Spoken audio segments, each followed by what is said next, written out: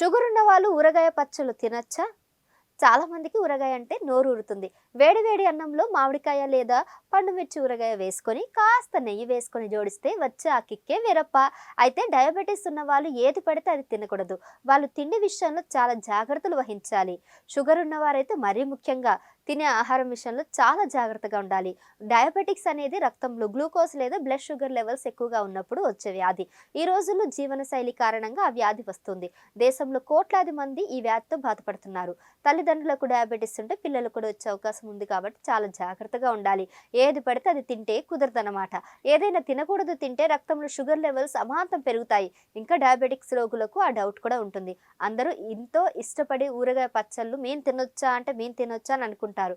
కానీ కొంతమంది మాత్రం దాన్ని చాలా దూరంగా పెడుతుంటారు. మరి దూరంగా పెట్టని వాళ్ళ కోసమే నేను ఈరోజు ఈ వీడియో చెప్తున్నా అనమాట. మనలో చాలామంది ఊరగాయని అస్సలు అవాయిడ్ చేయరు. దాన్ని తీసుకోవాలని ఇష్టపడుతూ ఉంటారు.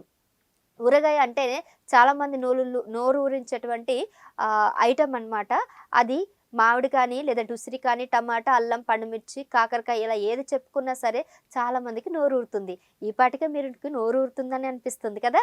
యెస్.